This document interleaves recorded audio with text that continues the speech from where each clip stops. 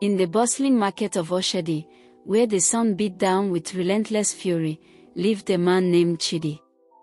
He was a master craftsman, a weaver of intricate tapestries that depicted the ancient myths of his people. Yet, for all his talent, a shadow of despair followed him. His business was failing, his debts were mounting, and his family was on the brink of ruin. He felt like a ghost in his own life, a man without substance. The market was a place of vibrant life and endless noise, but Chidi felt none of it. The calls of the hawkers, the laughter of the children, the vibrant colors of the fabrics, all seemed to blur into a single, overwhelming cacophony. He was lost in his own world of worry, the weight of his responsibilities a physical burden on his shoulders. The shadow that trailed behind him seemed to grow darker, a constant reminder of his failures. One day, an old, wizened man with eyes like polished stones approached his stall. He wasn't a regular vendor, his clothes were strange, woven from threads that seemed to shimmer in the harsh sunlight. He introduced himself as Boba, a collector of unique and powerful things. He spoke of an old legend, a tale of a man who traded his shadow for boundless fortune. Chidi, skeptical at first, listened with a mixture of disbelief and desperation. Boba spoke of a world beyond the veil, a place where the rules of man and nature did not apply. He offered Chidi a deal, his shadow for a life of wealth and prosperity, a life where he would never know want again. The offer was tempting, a siren's call to a drowning man. He hesitated, a deep-seated fear warring with his gnawing desperation. Selling one's shadow was a grave matter, a violation of a sacred trust. But what was a shadow when one's very existence was already in darkness? With a heavy heart, Chidi agreed, and in that moment, he felt a strange, cold emptiness where his shadow used to be. The world changed for Chidi. The tapestries he wove now sold for exorbitant prices, his debts vanished, and his family flourished. He built a magnificent home, his wife adorned in the finest silks, his children attending the best schools. The emptiness where his shadow had been was replaced by a kind of hollow joy, a fleeting sense of triumph that never quite settled in his bones. His new life was a dream, a whirlwind of luxury and comfort. He was a man of influence now, his name spoken with reverence and awe in the same market where he once toiled in obscurity. But there was a disquieting side to his newfound success. The sun, once his constant companion, now felt like a harsh, unforgiving judge. Without a shadow, he was a spectacle. Children would point and whisper, their innocent curiosity a painful reminder of his unnatural state. He learned to avoid the sun, conducting his business in the cool, shaded alleys, and only venturing out at dawn or dusk. The world was his oyster, but he could only taste its riches in the dark. He began to notice other changes. His reflection in the still water of a well was distorted, a flickering, two-dimensional image that seemed to lack depth and substance. His laughter, once a hearty, genuine sound, now felt thin and empty. He was a man of great wealth, but he felt less and less like a man. The joy of his family's prosperity was a shield against the creeping dread, but it was a shield with cracks. He would watch his children play, their shadows dancing and swaying in the sunlight, and a pang of envy would strike him, a bitter taste in his mouth. He had given up a part of himself for this life, and the cost was beginning to feel unbearably high. Chidi's wife, Amora, a woman of deep intuition, began to notice her husband's strange behavior. She saw the way he flinched from the sun, the sadness that clouded his eyes even in moments of great joy. She knew her husband better than anyone, and she knew this wasn't the man she had married, not truly.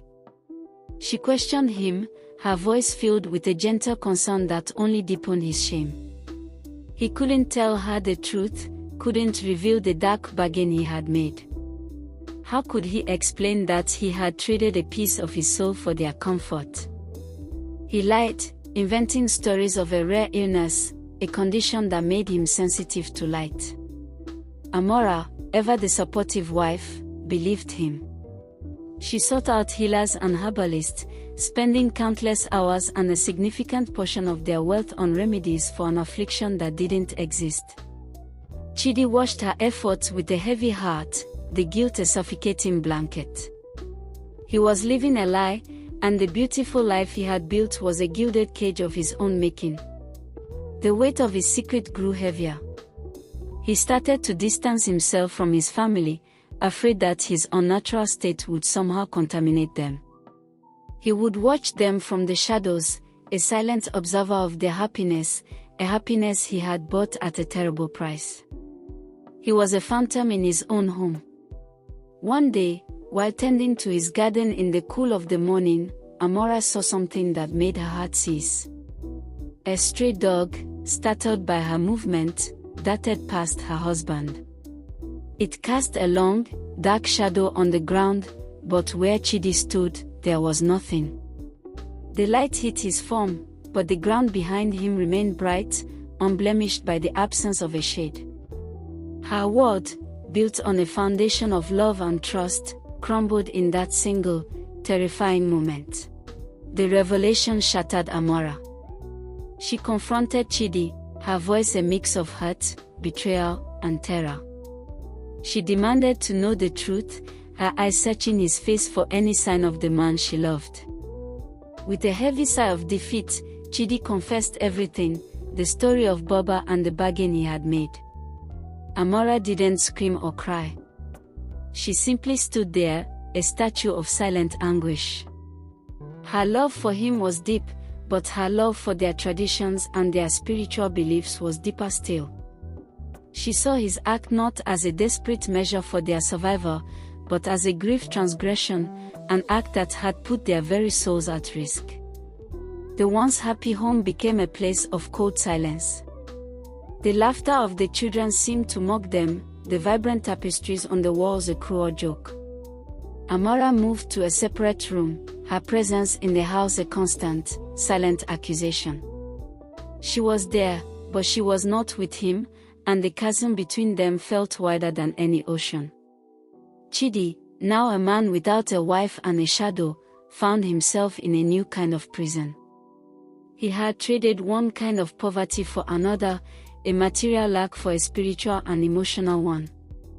The wealth he had so desperately sought now felt like ash in his mouth, the luxury a hollow facade. He tried to plead with her, to explain his desperation, but the words felt meaningless. He had made his choice, and he had to live with the consequences. He had brought a curse upon his family, a curse of spiritual decay and emotional distance. The man who had sold his shadow had lost his light, and now, he was losing his love. Chidi, desperate to salvage his life, began a frantic search for Baba. He returned to the market, but the old man was nowhere to be found. He questioned vendors and hawkers, but no one seemed to remember a man with eyes like polished stones. It was as if Baba had been a ghost, a figment of his fevered imagination. He spent his days and nights in a tormented quest, his once pristine clothes now stained and tattered. He traveled to neighboring villages, to dusty, forgotten temples, seeking any sign of the man who had promised him everything and taken his very essence. The journey was a physical manifestation of his internal turmoil, a search for a part of himself that he had so carelessly discarded. His obsession consumed him. He neglected his business, his tapestries gathering dust in the grand home that now felt so empty. He lost weight, his face becoming a gaunt mask of anguish and regret. He was no longer the respected man of wealth, but a lunatic, a strange figure who would wander the streets in search of a shadow. Amora, watching her husband's slow, agonizing descent, felt a different kind of pain. The man she loved was a shell, a hollowed-out version of himself. She still couldn't forgive his transgression, but she couldn't stand to watch him suffer either.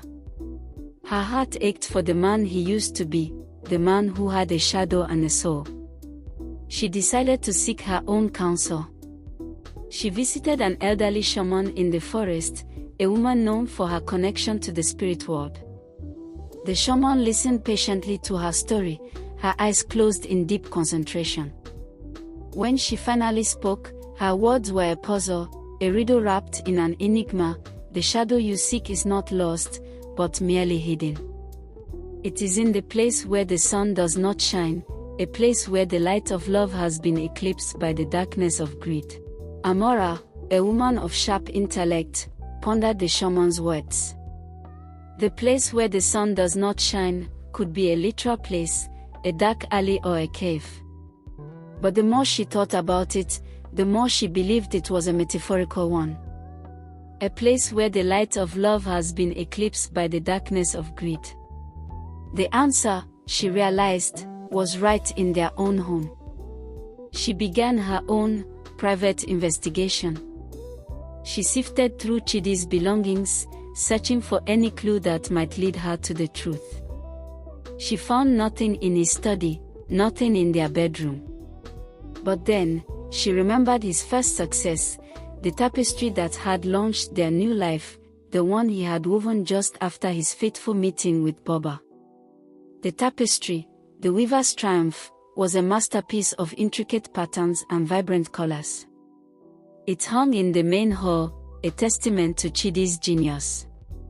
She ran her hands over the threads, her fingers tracing the patterns of the mythical figures he had so lovingly created. It was here, in the art he had once cherished, that the darkness had begun. She noticed a strange, shimmering thread woven into the tapestry's design, a thread that seemed to absorb the light rather than reflect it. She remembered Boba's strange, shimmering clothes, the ones that had seemed to be made of pure light. Could it be? Could the man who sewed his shadow have woven it into his masterpiece? Amora took a small, sharp knife and carefully, painstakingly, began to unravel the shimmering thread. As she pulled it from the tapestry, the colors around it seemed to dull, to lose their vibrancy. It was as if the thread was the source of the tapestry's life, the thing that made it shine. The truth, she realized, was more complex and far more terrifying than she could have ever imagined. As Amora continued to unravel the shimmering thread, the tapestry began to lose its luster, the vibrant colors fading into dull, lifeless hues. The figures of the gods and goddesses, once so full of life and movement, now seemed like simple, two-dimensional caricatures. The art, once a source of beauty and pride, was becoming a mockery of itself. Chidi, who had returned home in a daze, saw his wife's actions and rushed to her side, his eyes filled with a desperate, frantic terror. "What are you doing?" he cried, his voice hoarse with pain. "You are destroying my masterpiece." He tried to pull her away, but she resisted, her grip on the thread firm and unyielding. "I am not destroying it," she said, her voice calm and resolute. "I am trying to save you." She showed him the fading colors, the dying light of the tapestry. She told him about the shaman and her words, about the light of love being eclipsed by greed. Chidi stared at the unraveling thread, a horrified realization dawning on his face. He remembered the strange, cold emptiness he had felt after his bargain, the hollowness that had settled in his soul. He had not just sold his shadow, he had woven it into his art, a physical representation of his spiritual decay. The tapestry wasn't a symbol of his triumph, it was a testament to his corruption. His masterpiece was a lie, a product of his greed and his desperation. The success it had brought him was a curse, a chain that bound him to a life of spiritual emptiness. He had lost his art, his passion, his love, all for a fleeting moment of material gain. He had become a hollow man, a man whose work was as soulless as he was. Chidi, a broken man, watched as Amora continued to unravel the tapestry, her hands moving with a steady, determined rhythm. With each pull of the thread, he felt a strange, cold emptiness in his soul, a hollowness that seemed to stretch on forever. The tapestry, once a source of great pride, was becoming a symbol of his downfall, a constant reminder of the terrible bargain he had made. He remembered the old legends, the tales of weavers who could imbue their creations with life and spirit. He had always dismissed them as mere folklore, the fanciful imaginings of a simple people. But now, he saw the truth. He hadn't just woven a piece of art, he had woven a piece of himself into the tapestry, a piece of his very essence. Amora, her face a mask of grim determination, finally pulled the last of the shimmering thread from the tapestry. The fabric, now dull and lifeless, collapsed into a sad, crumpled heap on the floor. But as it fell, a strange thing happened. A shimmering, dark cloud, no larger than a fist, rose from the crumpled threads and floated into the air. Chidi stared at the cloud, his heart pounding in his chest. It swirled and twisted, a miniature tempest of darkness and light. It seemed to pulse with a life of its own, a life that was both his and not his. It was his shadow, freed from its prison of greed and artifice. The cloud swirled around him, a silent vortex of emotion. He felt a rush of memories, a flood of emotions that he had long suppressed. The joy of his first tapestry, the love he had for Amora, the laughter of his children, all of it came rushing back to him in a dizzying torrent. He felt whole again, a man with a past and a future, a man with a shadow. The shimmering cloud settled behind Chidi, taking its rightful place as his shadow. It was a beautiful, fluid thing, a living testament to his journey.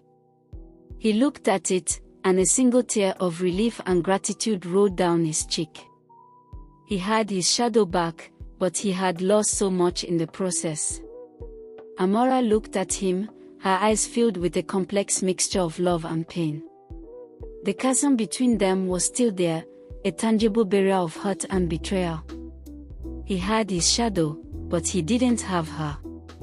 He had his soul, but he had lost her trust. The price he had paid for his greed was higher than he could have ever imagined. He reached for her hand, his fingers trembling with a mix of hope and fear. She didn't pull away, but she didn't squeeze back either. Her hand was a fragile, unyielding thing in his, a testament to the emotional distance between them. The shadow that now trailed behind him was a constant, dark reminder of the mistakes he had made. "I'm sorry," he whispered, the words a raw, broken plea. "I'm so sorry." Amora looked at him, her eyes searching his face, looking for the man she had loved. She saw him there, a shadow of his former self, a man who had been to the brink of hell and back. She knew that forgiveness was not a simple thing, not a switch that could be flipped. It would be a long, arduous journey, a slow process of rebuilding a shattered trust. The road ahead was long and filled with challenges, but for the first time in a long time, there was a glimmer of hope. He had his shadow back, and with it, he had a chance to earn back his love. Chidi, now humbled and penitent, began the difficult process of mending his life. He returned to the market, but this time, he was a different man.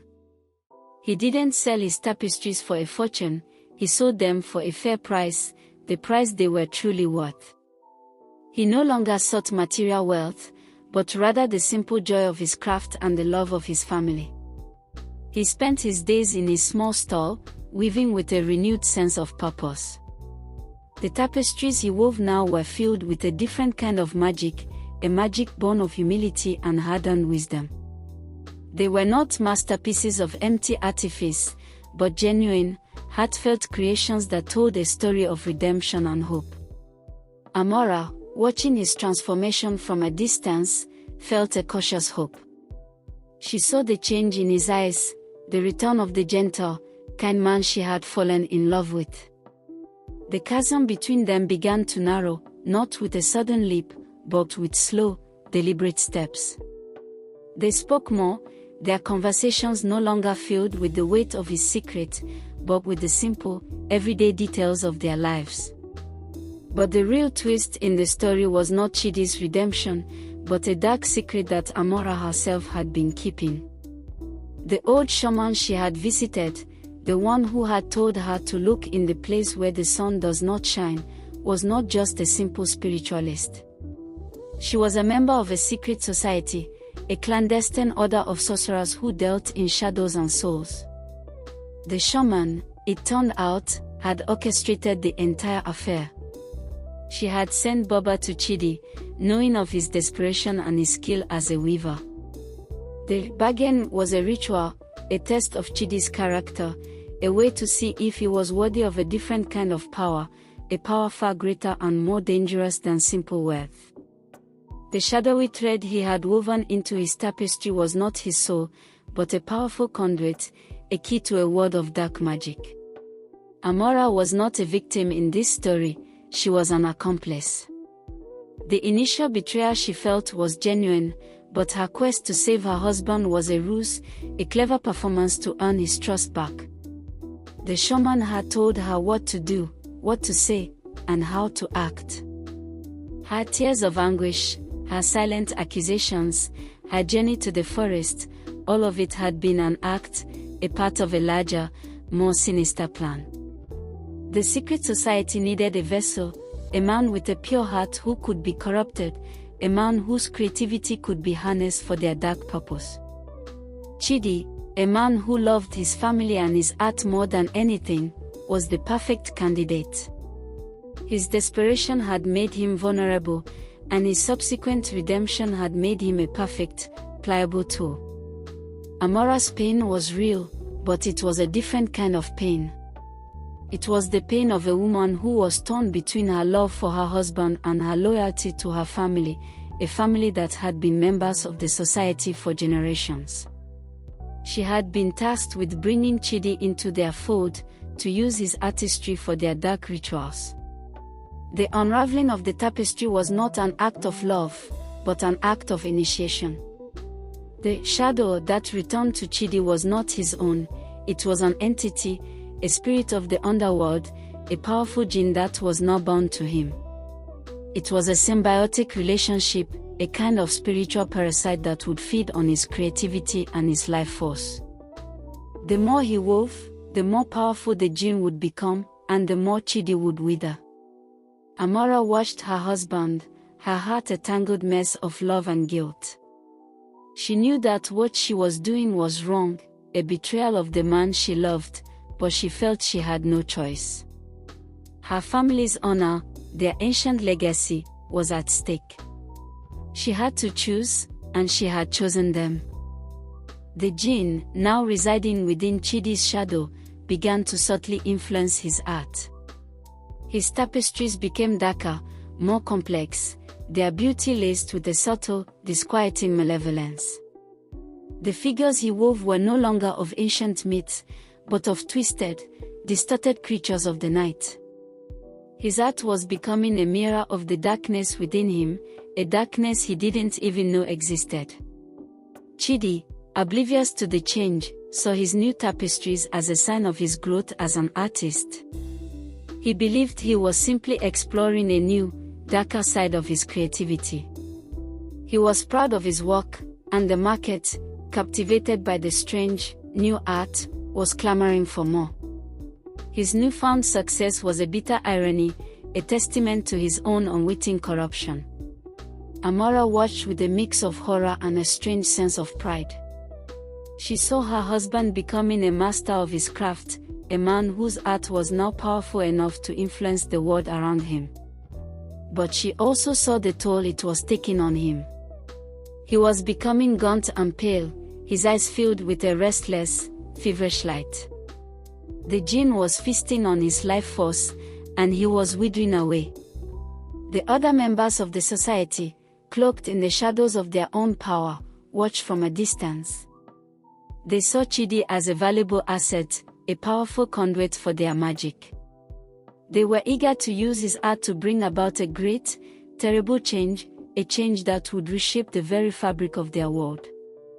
The ultimate goal of the society was to open a portal between the human world and the realm of the jinn. They believed that by merging the two, they could achieve a new kind of power, a power that would make them gods among men. Chidi's art, infused with the jinn's energy, was the key. He was the unwitting pawn in a game far larger and more dangerous than he could ever comprehend. One day, while working on a new tapestry, Chidi collapsed. The jinn, having fed on him for so long, had finally taken its toll. He was rushed to the hospital, his body racked with a strange, feverish illness that baffled the doctors. Amora, filled with a desperate, heartbreaking guilt, stood by his bedside, her heart a battlefield of love and loyalty. She saw the life draining from him, the light dimming in his eyes, and she knew she had to make a choice. She could either let him die, a victim of her family's dark legacy, or she could break her oath and save him. The choice was not an easy one, but she knew in her heart that she couldn't let him go. She decided to confess everything to him. She told him about the society, about the jinn, about her part in his corruption. She confessed her pain, her fear, her terrible choice. She didn't expect him to forgive her, not now, not ever. She just wanted him to know the truth, to understand what was happening to him. Chidi, weak and barely conscious, listened to her confession, his eyes wide with a horrifying realization. The truth was far worse than he could have ever imagined. He had not just lost his shadow, he had lost his very soul, sold not to an old man in the market, but to his own wife. The betrayal was a knife in his heart, a final, fatal blow. He looked at her, and in his eyes, she saw not just pain and anger, but a profound, overwhelming sadness. The man she loved, the man she had so carelessly sacrificed for her family's legacy, was gone. She had traded his life for a power she couldn't even comprehend, a power that had turned him into a monster and her into a traitor. The story, once about a man and his shadow, was now about a woman and her betrayal. Amora, her heart heavy with the weight of her confession, knew she had to act. She had to save Chidi, even if it meant risking her own life and defying her family. She contacted the shaman, her voice filled with a newfound defiance. She demanded to know how to save her husband, how to sever the connection between him and the jinn. The shaman, sensing the shift in Amora's loyalty, warned her of the consequences. "To defy us is to invite a storm you cannot weather," she said, her voice a low, menacing whisper. "Your husband will die, and your family will be shamed." But Amora, now a woman reborn in her love for her husband, stood her ground. She was told that the only way to save Chidi was to break the original contract, the one he had made with Boba. But the contract was not a piece of paper, it was a spiritual bond, woven into the very fabric of Chidi's art. The tapestry he had used as a canvas, the one that lay in a crumpled heap in their living room, was the key. The ritual required the jinn to be returned to its place of origin, a spiritual realm beyond the veil. Amora had to unravel the entire tapestry, to reweave the threads of light and darkness, to sever the jinn's connection to the world. It was a dangerous, painstaking process, and a single mistake could cost her her life. She returned home and began her task. She worked tirelessly, her fingers moving with a frantic, desperate energy. She was not just weaving a tapestry, she was weaving a life, a future, a new beginning for her husband. With each thread she pulled, she felt a glimmer of hope, a sense of purpose she had not felt since the day she had first met Chidi. The jinn, sensing its impending release, fought back. It filled the air with a bone-chilling cold, its whispers a symphony of taunts and threats. The house, once a place of vibrant life and love, was now a battlefield of spiritual warfare. Amora, her hands raw and bleeding, continued her walk, her love for her husband a shield against the jinn's dark power. Finally, with a single, last tug, she severed the final thread. The tapestry, now completely unraveled, dissolved into a cloud of shimmering dust. The jinn, with a final, mournful shriek, was sucked back into the spiritual realm, its prison of greed and malevolence now broken. The house was silent, the bone-chilling cold replaced by a warm, familiar peace. Amora, exhausted but triumphant, rushed to her husband's side. He was still weak, but the fever had broken, and the light had returned to his eyes. He looked at her, and in his gaze, she saw not just forgiveness, but a love that was deeper and more profound than ever before. He had lost his shadow and found his soul. She had betrayed him and found her truth. The man who had sold his shadow had lost his way, only to be found by the woman who had both sold and redeemed him. Their love, born of betrayal and forged in fire, was a new kind of masterpiece, a tapestry of light and darkness, of truth and forgiveness. The story was no longer about a man and his shadow, but about a woman and her choice. It was about love and betrayal, about greed and redemption, and about the terrible, wonderful things that happen when two souls, lost in the dark, find their way back to each other.